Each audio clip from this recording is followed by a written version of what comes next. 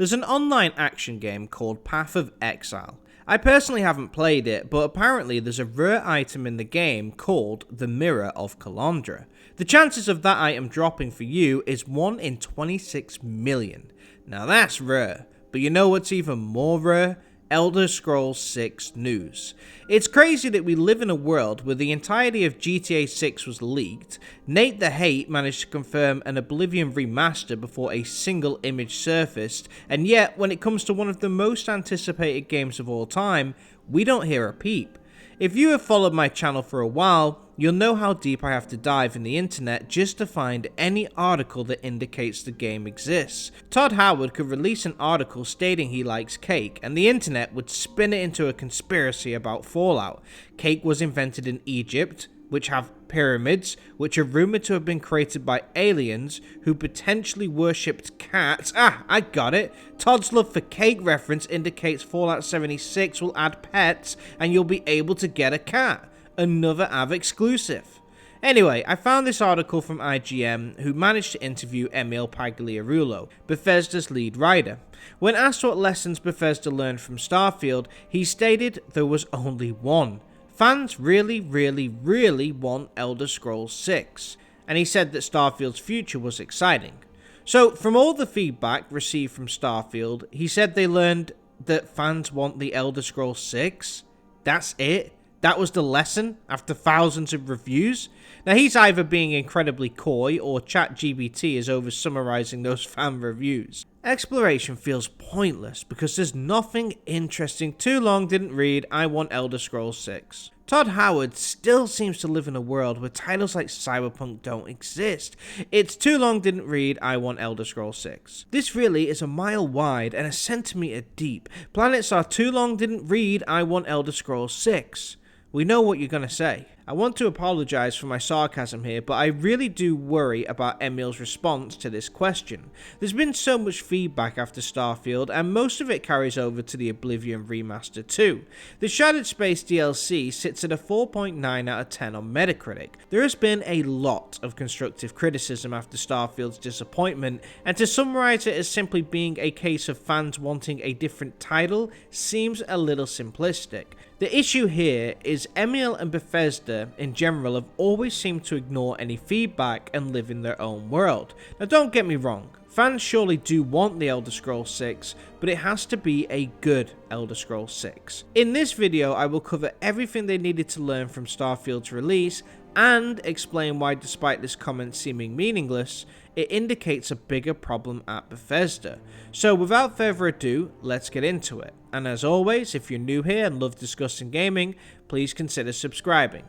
The first lesson the studio should have learned from Starfield is that handcrafted worlds are a huge staple in all their successful titles. Bethesda needs to realize that procedural generation, at least the way it was used in Starfield, undermines what made their past games special. From Morrowind to Oblivion, Skyrim, Fallout 3 and 4, their worlds were all handcrafted.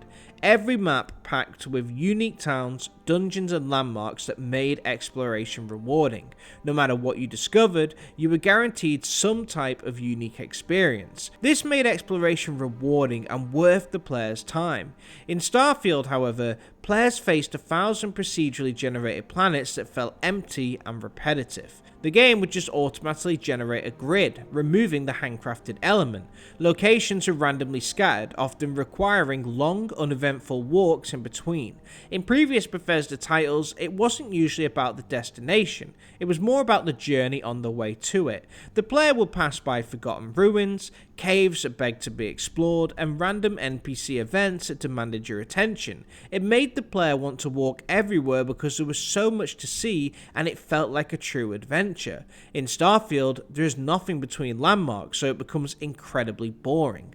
What amplifies this issue is that the locations that were drawn from were incredibly repetitive. Skyrim had over 200 unique dungeons. Fallout 4 had 250 plus, whereas Starfield had around 10 to 20 pre-built dungeons. These were scattered randomly on these procedurally generated planets. 20 dungeons, 1,000 planets. You see the issue? Players would run into the same locations over and over again across multiple planets. This may seem an obvious one, but Bethesda need to go back to handcrafting their worlds and make sure the Elder Scrolls 6 follows the same blueprint. Design the entire world map from scratch, place locations across it, and make sure they're all unique to one another. No repeat dungeons, no copy-paste landmarks, everything must be different. In other words, just go back to the same setup as you had in Morrowind, Oblivion, and Skyrim. Starfield showed that size isn't everything. Players would rather have a smaller open world which is jam-packed with quality content rather than a large barren wasteland with nothing to see. Okay Av, this seems obvious, why bring this up? Well, check this out. The Elder Scrolls 6 will last gamers at least 10 years, Bethesda teases. Todd Howard says, okay, people are going to want to play the next Elder Scrolls game for a decade, 2 decades, and that does change the way you think about how you architect it from the get-go. So straight away, Todd is saying bigger is better, and this is a problem when it comes to modern Bethesda. See, procedural generation doesn't just stop at world building. The same problem exists in quest design. In Morrowind and Oblivion, every quest was handwritten. Skyrim added some Radiant quests, which are computer-generated objectives that never end, but they were a small fraction. It didn't water down the game. It added to an already impressive list of handwritten side quests, a reason to play on after 100% completion.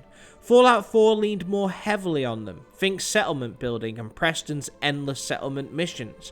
Rather than Radiant quests being a side dish, it now made up about 40% of the total content. Starfield went further, relying on repetitive computer-generated fetch quests that lacked story, stakes, or progression. In Starfield, these quests were no longer bonuses. They were the entire game.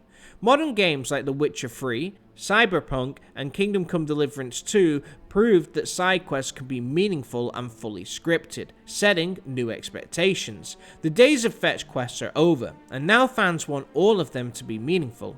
If The Elder Scrolls 6 leans too much on Radiant quests, just as they did in Starfield, players will check out fast. Procedural content should supplement the game, not dominate it. The second thing a lot of people complained about was how dated the game appeared. There were tons of loading screens, boring dialogue, and cumbersome menus. Bethesda had made Starfield in their usual creation engine, which 15 years ago was able to match modern standards, but that's no longer the case. In order to travel the systems, players would have to open the menu, fast travel to part of space, and then fast travel again to the actual planet. It really ruined immersion and brought exploration to a grinding halt. The main issue here was the amount of time players would spend in front of a loading screen. To get to a bar in Neon, you'd have to see a loading screen 5 times. That's absurd, and when the Oblivion remaster came out earlier this year, it had the same issues. The problem for Bethesda is the fact that almost every modern game of today has no loading screens at all. Games like Elden Ring, Kingdom Come Deliverance 2 and Witcher 3 use minimal loading screens and allow the player to travel seamlessly across the map, enter interiors with no breaks in between. No Man's Sky, released 3 years before Starfield, offered an infinite galaxy with seamless exploration. Starfield before Starfield, at a fraction of the budget and with 0 loading screens. This is no longer a breakthrough, it's the industry standard. Bethesda must find a way to minimize this in the Elder Scrolls 6 because it was a huge issue in both the Oblivion remaster and in Starfield. Another limitation of the creation engine is its lack of modern polish. Games like Cyberpunk and Red Dead Redemption 2 use motion capture to make NPCs feel alive. Characters move naturally, interact with their surroundings, and use the environment to immerse the player. The Witcher 3 even added cinematic camera angles to dialogue. By contrast, Starfield's NPCs just stare blankly at the player, which quickly kills interest. This static interaction style was outdated years ago, and Elder Scrolls 6 must find a fresh approach. In today's fast-paced media environment, lifeless NPCs speaking slowly won't hold players' attention. Modern AAA titles also make worlds feel authentic. In Red Dead Redemption 2, or Kingdom Come Deliverance, NPCs follow real schedules, working, socializing, and reacting believably to events. By comparison, Starfield cities felt artificial, NPCs wandered aimlessly, unaffected even by gunfire or grenades. That kind of immersion break might have been acceptable in 2011, but not now. Bethesda must ensure towns and their inhabitants feel genuinely alive. Other games have made their open worlds feel real, whereas Bethesda is still making Skyrim towns in 2023. The Elder Scrolls 6 must attempt to match these new modern standards. And finally, the engine itself is restrictive. Interactions are limited to a single button, animations are basic, and enemy AI is shallow. The creation engine has clearly held Bethesda back, and while it's important for modding, it keeps the game stuck in the past. Starfield often felt like a 2010 release, despite launching in 2023, with Witcher 4 being built in Unreal Engine, and GTA 6 showcasing cutting-edge tech. Elder Scrolls 6 risks looking outdated from the start if Bethesda doesn't modernize. However, fan-made mods like Fallout London added ladder climbing, whereas Bethesda never have, so the issue is maybe deeper than just the engine. Another element at Bethesda that feels outdated is the writing.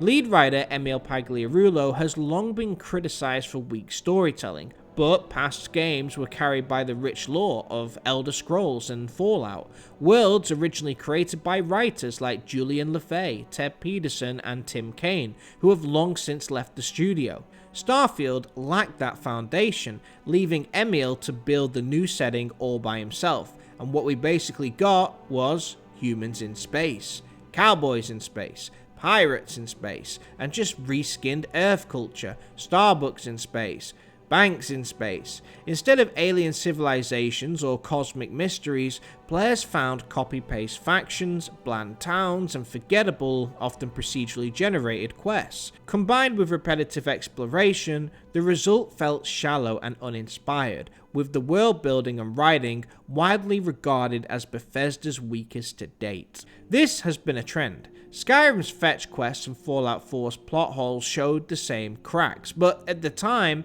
players were more forgiving. Modern RPGs like The Witcher 3 or Baldur's Gate 3, Kingdom Come Deliverance have since raised the bar, proving open worlds can deliver both scale and depth. Bethesda, however, stuck to juvenile writing and simplistic quest design, making Starfield feel obsolete. To stay relevant, they need stronger writers and more thoughtful, complex narratives. Modern games thrive on nuance, morally grey areas that respect players' intelligence, stories that leave an impression.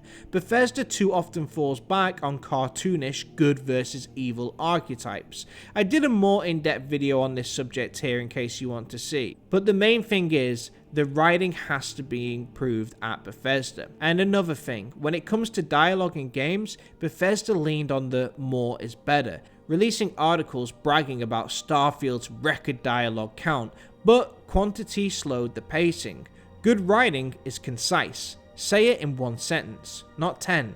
Dragging it out is boring, and unlike YouTube, games don't earn ad revenue from wasted time. Role-playing freedom has also been stripped away over the years at Bethesda. In Morrowind, you could kill main quest NPCs, faction leaders, even essential characters, and the game adapted to your choices. Designer Ken Rolston, coming from tabletop RPGs, built the game around unrestricted player agency. Later titles scaled that back. Oblivion simplified things, Skyrim went further, and Starfield reduced it even more. In chasing mass appeal, Bethesda shifted from deep RPGs to more accessible action adventures. Now that approach worked for Skyrim and Fallout 4, but when The Witcher 3 released in 2015, with meaningful choices and consequences, it reset expectations. Since then, Disco Elysium, Baldur's Gate 3 and Kingdom Come Deliverance 2 have doubled down on decision making, giving players reasons to replay and push the story in new directions. Starfield, by contrast, always plays the same. The funny thing is, back in 2010, role-playing games were sort of like an anomaly. They weren't the desired choice, and these action games were the ones that sold well and were popular.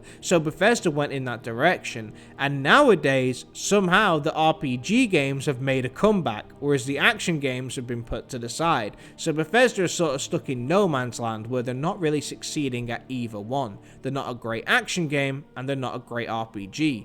For The Elder Scrolls 6 to succeed, Bethesda needs to restore deep role-playing mechanics and genuine player freedom, whether by looking to modern RPGs or to their own classics. Doing so would make their games richer, more replayable, and far less one-dimensional. Gamers in 2025 want more deep, complex writing, side quests that offer memorable subplots, and role-playing that actually changes the story's direction. Emil's #1 rule in writing is, keep it simple, stupid. But gaming fans are no longer willing to accept that. They want stories with emotional weight combined with deep role-playing mechanics. In Skyrim, players often only have one dialogue option to respond, making it a redundant thing. Fallout 4 gave the player 4 responses which were essentially the same thing, just with different wording, giving the illusion of choice. Back then, they got a pass. But now, after Witcher 3, Kingdom Come Deliverance 2 and Baldur's Gate 3, true player choice is mandatory in an RPG. So in a nutshell, although Emil Pagliarulo may say the main thing they took from Starfield's reception is that the players just want to play The Elder Scrolls 6, he needs to know that the title won't be enough alone. The title will get people to buy the game, but it won't make them stay. Although the Oblivion remaster sold well, its success was based primarily on nostalgic fans like myself, and newer gamers didn't understand the appeal. Not just that, but the Oblivion remaster's player count dropped by 82% 1 month after its release, so players bought it, but they didn't stick around. In other words, if The Elder Scrolls 6 releases and it's still at the same level as Starfield is, the gaming world may reject it. When you consider that we have GTA 6 and Witcher 4 dropping around the same time, it could highlight a lot of Bethesda's weaknesses. We all want The Elder Scrolls 6, but the criticism Starfield received was more than a simple pining for a beloved series. The procedural generated content, the outdated engine, the loading screens, no player choice, and poor writing all played a part in Starfield's criticism. You can call the game The Elder Scrolls 6, but if it's in the same blueprint, you'll get the same results. I, for one, really hope that they reviewed that feedback, but Bethesda have a strong record for ignoring any constructive criticism. After Starfield's negative reception, Emil responded by stating that Starfield was their best game to date. When the Shattered Space DLC arrived to poor reviews, he stated Bethesda were the best at DLC in the whole industry. When Starfield did receive negative reviews, rather than taking on the feedback, they responded to each review debating the fans, saying how fun the game was. Essentially, whenever they receive any type of constructive feedback, they close their ears and pretend it doesn't exist. So, when Emil Pagliarulo says the lessons they learned from Starfield was fans want Elder Scrolls 6, I truly think he believes that's the only complaint, that it really is that simple, that the other feedback is irrelevant. Despite the negative reviews received by Fallout 76, Starfield and Shattered Space, it seems everybody knows Bethesda titles have started to lose their magic. Everyone, that is, except Bethesda. Despite fan anticipation for The Elder Scrolls 6, Bethesda's recent history with Starfield and the Oblivion remaster suggests that the studio has much more to learn than simply delivering the next installment. Starfield highlighted major issues, including overly large procedurally generated worlds, lacking meaningful exploration, an outdated engine with excessive loading screens, shallow writing, and limited player freedom. Problems that modern games have already surpassed. While Emil Pagliarulo claims the key takeaway was that fans want The Elder Scrolls 6, the deeper critique about game design, storytelling, and technical execution appears largely ignored. The Elder Scrolls 6 can't just be Skyrim with Starfield's flaws. It has to modernize, or risk being overshadowed by newer titles. But anyway, that's it for this one, but what do you guys think? Do you feel Bethesda can return to form? Did I miss any other critiques that you could add? And what do you feel The Elder Scrolls 6 must get right? Let me know your thoughts in the comments. If you enjoyed the video, please give it the thumbs up. And if you're new here, please consider subscribing. I'm Av Gaming, where we do video game analysis, identifying what makes great games great and what could make good games great as well. Thanks for watching. Av out.